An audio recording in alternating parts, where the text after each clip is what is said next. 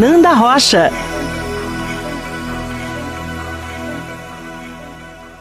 Boa tarde, muito boa tarde, professora, advogada, doutora Fernanda Rocha, seja muito bem-vinda. Boa tarde, Léo. É um prazer, como sempre, estar aqui com seus ouvintes. Muito obrigada pela oportunidade. Obrigado a você.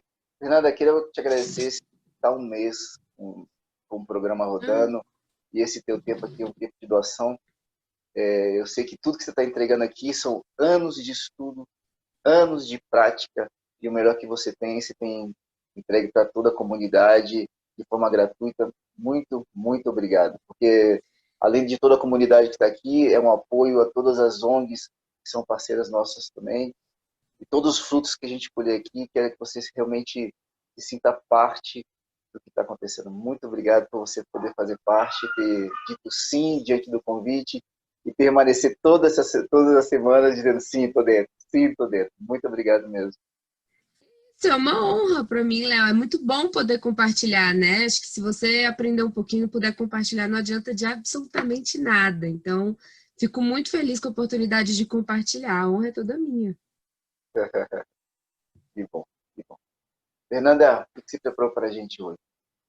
Léo, hoje eu queria falar, e aí sempre pensando no momento que, né, estamos vivendo, a pandemia, eu queria juntar ali dois temas importantes. O primeiro deles é o intervalo intra-jornada.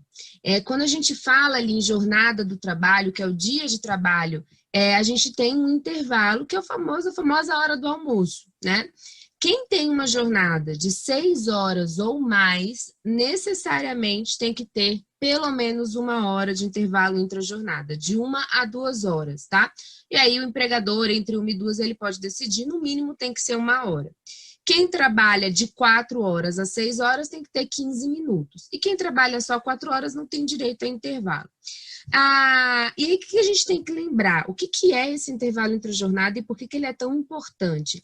Muitos trabalhadores, às vezes, não dão a devida importância, às vezes não tiram a hora de almoço, acabam juntando ali, ou o próprio empregador exige. Eu já cheguei várias vezes em lojas, por exemplo, e a vendedora está almoçando e no caixa, assim, está almoçando e trabalhando ao mesmo tempo. Se você faz isso um dia, assim, você não vai sentir tanto, mas isso a longo prazo causa, de fato, um prejuízo à saúde. Esses intervalos intra-jornadas, eles são pensados com base em orientações da Organização Mundial de Saúde, exatamente pensando no corpo humano, na necessidade de você parar 1 hora naquela jornada, por exemplo, de 8 horas, você parar por 1 hora, almoçar com calma, ter uma refeição tranquila e poder descansar. Então, esse intervalo ele é muito importante. Quando o empregador não oferece, não dá a oportunidade do empregado gozar dessa 1 hora de intervalo, o empregado ele tem direito a 1 hora com adicionado de 50%. É como se fosse 1 hora extra de indenização. Então, é bom que o empregado saiba, se ele não está gozando, ele tem direito a essa hora extra, 1 hora com adicional, que seria equivalente a 1 hora extra por cada jornada que ele não gozou desse intervalo. E fazendo um paralelo com o que a gente está vivendo agora, mesmo quem está no home office, né? Aquela pessoa que estava trabalhando e foi para o home office e que tem jornada controlada, tem horário para começar a trabalhar, tem horário para parar, ela também tem horário de almoço. Então, isso é muito importante. Mesmo que você esteja em home office, você tem direito a desligar ali o celular por 1 hora, porque horário de almoço é horário de almoço, não é um horário que você vai ficar respondendo no WhatsApp da empresa. A ideia do intervalo entre a jornada é exatamente ser um horário em que o trabalhador consiga descansar, consiga se alimentar com calma. Esse é o objetivo do intervalo.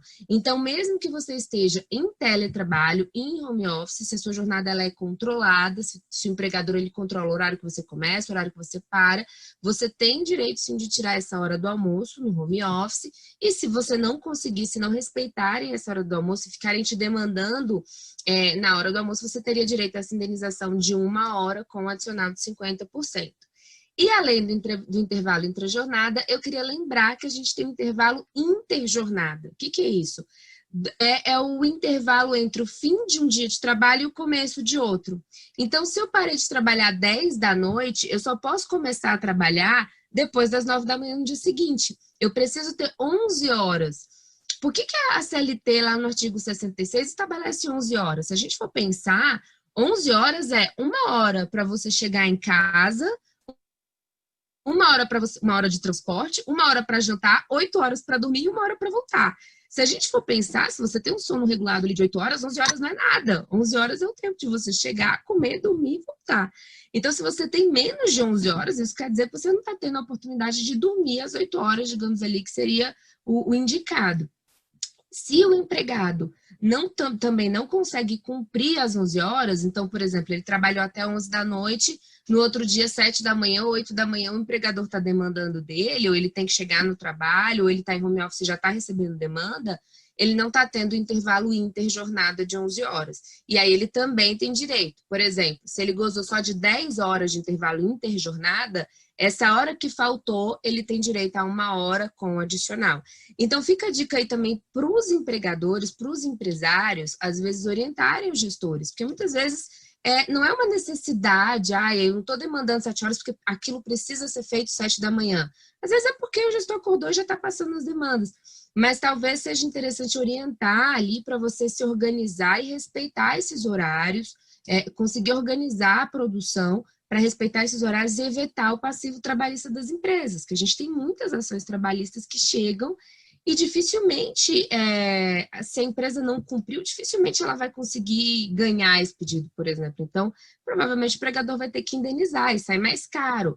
Então, às vezes, essa análise preventiva de como é que você está organizando o horário dos seus trabalhadores e para os empresários é muito mais interessante do que pagar hora extra, pagar indenização, quando às vezes nem precisa. Às vezes a produção nem exigia aquilo, bastava uma organização nos horários de trabalho, conversar com gestores para não demandar, ainda mais agora que está todo mundo em grupos de WhatsApp, aquela orientação, olha, não manda mensagem 11 da noite, meia-noite, né? Se você tá... Porque, querendo ou não, a pessoa, você vê, você tá dormindo, você acorda, vê aquela mensagem, por mais que você não responda, você já desconcentra. O seu tempo de descanso já, você tá almoçando com a sua família, chega uma mensagem de trabalho, você olha, porque pode ser urgente, você já desconcentrou, você perdeu ali 3 minutos. Até você voltar de novo para conversar, dar atenção para o seu filho, perde esse tempo do resgate, da atenção. Então, atrapalha. E aí eu acho que pode ser também um esforço do empregador para evitar passivo trabalhista e criar um bom ambiente de trabalho. Acho que todo mundo sai ganhando se esses horários forem respeitados. Excelente, Fernanda, excelente. Muito importante para que o empregador, então, fique atento a isso. Agora vem a pergunta que comumente a gente faz, né, Fernanda? Agora, o empregado que está sofrendo isso, está ouvindo aqui, está em casa balançando a cabeça e dizendo, estou passando por isso, está acontecendo isso na minha empresa. O que você sugere? O que ele deve fazer? Depende muito do caso concreto e da relação que ele tem com o empregador. Eu entendo que tem alguns empregados que têm talvez uma autonomia de poder chegar para o seu chefe e falar, olha, vamos organizar o horário, esse horário está ruim para mim. Alguns empregados, que são a minoria, tem essa liberdade com o chefe, com o gestor. Aquele trabalhador que não se sente à vontade porque tem medo de perder o emprego, tem medo de ser mal interpretado, tem medo de levar uma bronca, o ideal é notificar o sindicato. Em geral, essas denúncias ao sindicato, elas funcionam, ou ao Ministério Público do Trabalho. O Ministério Público do Trabalho, ele tem um aplicativo, inclusive, chamado Pardal. No site do MPT vocês conseguem ter acesso, no qual vocês conseguem fazer, inclusive, denúncias anônimas. Então, quando é algo mais de impacto maior, coletivo, o MPT costuma agir bem rápido. Quando são questões individuais, em geral, eles esperam a atuação do sindicato, até porque eles não têm braço para atuar em tudo. Mas eu acho que esse tipo de notificação já pode gerar algum constrangimento para a empresa e são anônimos. Então, em geral, o empregado não vai ser identificado. Se ele fizer isso, não surtir efeito, o ideal o que eu posso sugerir como advogada, se ele tem medo de perder o emprego e conversar e resolver, é fazer prova daquilo. Então, tirar print do WhatsApp para uma possível ação judicial, infelizmente. Se ele não consegue resolver de uma outra forma conversando, aí, se ele acha que futuramente vai precisar de uma ação judicial, o ideal é tirar print daquelas mensagens do WhatsApp com os horários. Mas o ideal é sempre tentar conversar, abrir esse diálogo, falar, será que eu posso te responder depois da hora do almoço? Começar falando com jeitinho, assim, né? Hoje te mandou 11 horas, eu posso te responder amanhã, porque aí também acho que o chefe vai se tocando, né? Aquela questão de inteligência emocional também, né, Léo? Porque se tudo você ficou batendo de frente, todo mundo ali é ser humano, é humano, tá errando, então o ideal é que você tente tentar uma abordagem, tenta mudar primeiro esse ambiente, porque a ação judicial é sempre, de fato, a última opção. Tenta conversar, tenta verificar se você consegue mudar isso na prática, e aí, se não conseguir, aí só ação judicial mesmo, e aí é unir provas, juntar provas para uma futura ação judicial. Excelente, excelente. Ótimas dicas. Fernanda, as pessoas querendo saber um pouquinho mais de você, pegar outras dicas, como é que elas fazem?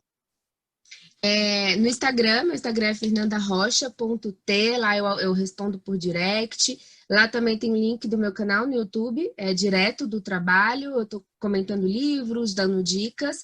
E pelo direct ali no Instagram, se tiver alguma dúvida, sugestão de tema, algo que o ouvinte queira que a gente traga aqui para a rádio, é só mandar lá um direct que a gente responde prontamente. Fernanda, muito obrigado esse nosso bate-papo.